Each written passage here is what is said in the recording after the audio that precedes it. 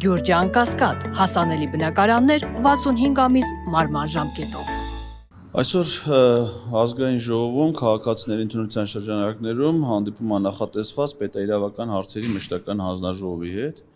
Ես ճիշտ ասած չգիտեմ, թե հանձնաժողովի անդամներից ովքեր կգան, ենթադրվում է, որ եթե ընդունելությունը հանձնաժողովի հետ է, ուրեմն հանձնաժողովի բոլոր անդամներն էլ պետք է գան, հանդիպեն քաղաքացիներին եւ քաղաքացին հանձնաժողովներից որի հետ որ հարց ունի, կոնկրետ հարցեր բարձրացնի, որովհետեւ բացի իմպիչմենտի հարցերից ես նաեւ առանձին հարցեր ունեմ հանձնաժողովի նախագահ Վլադիմիր Վարդանյանին։ Ինձ մասնավորապես հետաքրքրում է նրա այլ պատգամավորական կարգավիճակի այլ գործունեության առնչվող հարցեր։ Ես այդ հարցը բարձրացնում իր կարգավիճակ ունեցող այլ պատգամավորների առջև եւս Վլադիմիր Վարդանյանը նույնպես ընդգրկված է ազգային ժողովի նախագահ Ալեն Սիմոնյանի կարգադրությամբ ստեղծված Հայաստանի Հանրապետության ազգային ժողովի եւ Արցախի Հանրապետության ազգային ժողովի միջև համագործակցության միջխորհրդարանական հանձնաժողովի կազմում։ Ինձ հետաքրքիր է, թե այդ հանձնաժողովի կազմում Վլադիմիր Վարդանյանի գործունեությունն է ծավալում, վերջին նիստը երբ է եղել, հաջորդ նիստը երբ է լինելու, ինչ օրակարգով է լինելու եւ ինքը ինչ ֆունկցիոնալ դեր ունի այդ հանձնաժողովում, դա է ինձ հետաքրքիր։ Բացի այդ Վլադիմիր Վարդանյանը վարչապետի որոշմամբ ընդգրկված է սահմանադրական փոփոխությունների հանձնաժողովի կազմում, սա էլ է մի քիչ տարօրինակ, որովհետեւ սահմանադրական բարեփոխումների իրականացումը դա մի հանձնաժողով, որը գլխավորում արդարադատության նախարարը, ինչ տրամաբանությամբ ազգային ժողովի պատգամավոր ընդգրկված նախարարի գլխավորած հանձնաժողովում, իհարկե դա իր համաձայնությամբ է, բայց պետք է հիմնավոր է, այսինքն ինչի համար ընդգրկված, որովհետեւ իրականում պետք է հակառակը լինի, նախարարը պիտի գա եւ ազգային ժողովին հաշվետվություններ ներկայացնի, այլ ոչ թե պատգամավորը, այն էլ հանձնաժողովի նախագահը աշխատի նախարարի փաստացի ենթակայությամբ, որովհետեւ հանձնաժողովի նախագահը նախարարը, հանձնաժողովի անդամ, պատգամավոր հանձնաժողովի անդամ, այսինքն ինձ նաեւ սա է հետաքրքրում,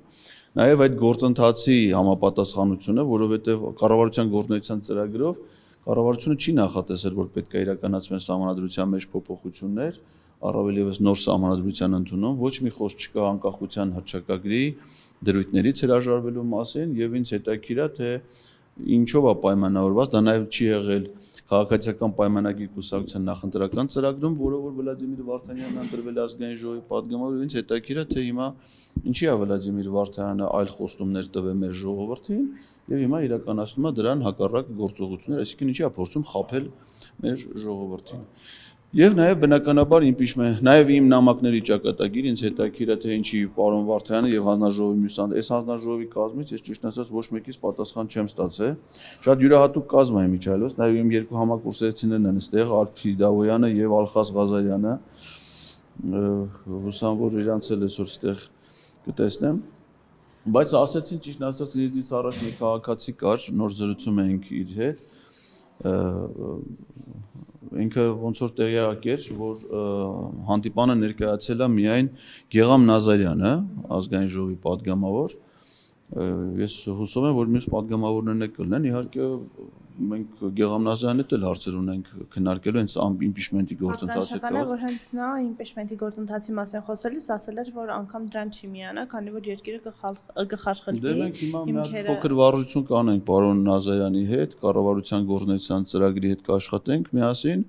ու կտեսնենք, թե ասենք ինքը ինչ հիմնավորումներով է իր դիրքորոշումը ներկայացնում, որովհետև պատգամավորը այո,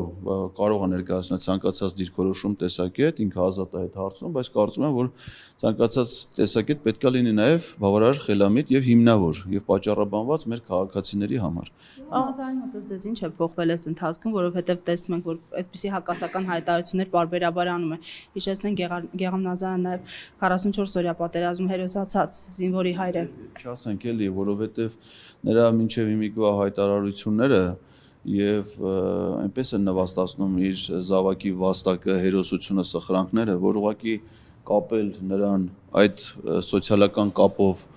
իր հերոսական զավակի հետ, կարծում եմ, որ չի կարելի։ Ուղղակի պետք է նրան հիշատակել որպես ազգային ժողովի պատգամավոր Գեգամ Նազարյան,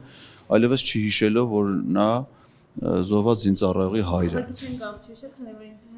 Այդ ֆակտորով է, հա, հայտնվել է։ Ես էլ եմ կարծում, որ դա տենց է եղել, բայց հետագայում իր դիրքորոշումների փոփոխությունը եւ այլն իմ կարծիքով իրավունք չեն տալի իրեն զոհված զինծառայողի ծնողի անունից հանդես գալու, որովհետեւ իր զավակի սխրանքները, իր զավակի հայրենասիրությունը, իր զավակի ծառայությունները մեր պետությանը եւ ժողովրդին ոչ մի կերպ համադրելի չեն նրա դիրքորոշումների, նրա հայացքների հետ։